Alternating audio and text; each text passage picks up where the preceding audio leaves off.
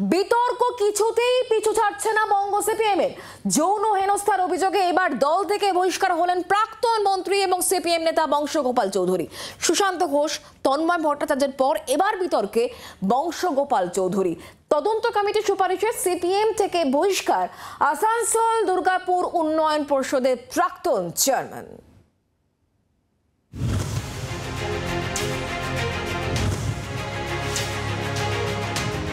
বর্ষিয়ান বাম নেতাদের হলোটা কি?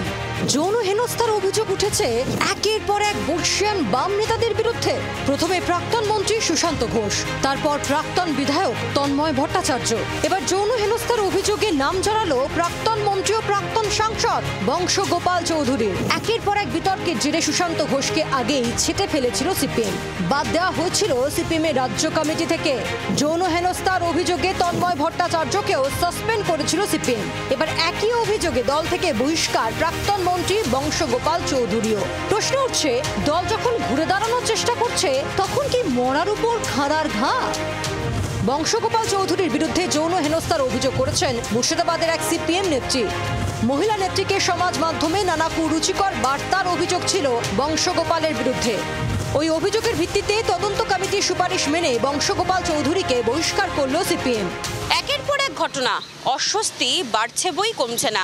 সুশান্ত ঘোষ, তন্ময় ভট্টাচার্য, কখনো আবার নতুন কোনো মুখ। কিন্তু বংশগোপাল চৌধুরী, সেক্ষেত্রে একেবারে বিড়ম্বনা ঢাকতেই পারল না আলিমুদ্দিন স্ট্রিট। দলেরই এক মহিলা কর্মীর অভিযোগের ভিত্তিতে অভ্যন্তরীণ তদন্ত কমিটির সুপারিশ, আর সেই সুপারিশের ভিত্তিতেই এবার দল থেকে বহিষ্কারের সিদ্ধান্তের পথে হাঁটল আলিমুদ্দিন স্ট্রিট। এটা তো চলছে গত 6 মাস 1 বছর থেকে, এবং এইটা সামনে আনা হয়েছে গত ফেব্রুয়ারি মাস থেকে। পরিকল্পিতভাবে ফেসবুকে আনা হয়েছে।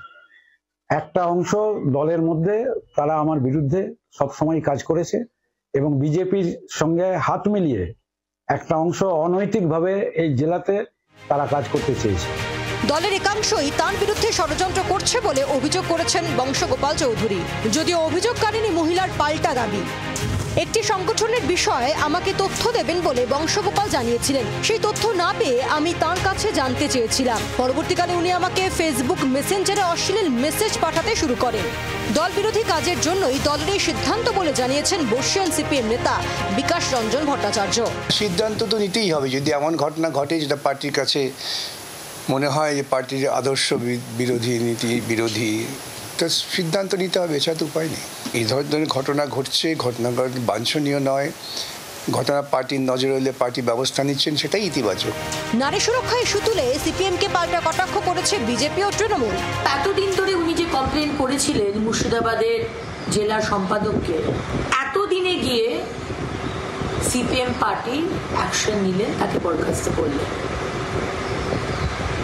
এতদিন অ্যাকশন নেননি কেন? বংশগোপাল চৌধুরীকে আদৌ সিপিএম মন থেকে বহিষ্কার করেনি, কারণ এটা দীর্ঘদিন ধরে ওনাদের পার্টির মধ্যে চলছিল, কেউ কিচ্ছু করেনি।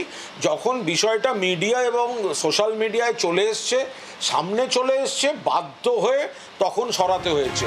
26-এর বিধানসভা ভোটের আগে ঘুরে দাঁড়াতে মরিয়া বঙ্গ সিপিএম। এই পরিস্থিতিতে বর্ষিয়ান নেতা বংশগোপাল চৌধুরীর বিরুদ্ধে ওঠা যৌন হেনস্থার অভিযোগ নতুন করে অস্বস্তিতে ফেলেছে বঙ্গ সিপিএমকে।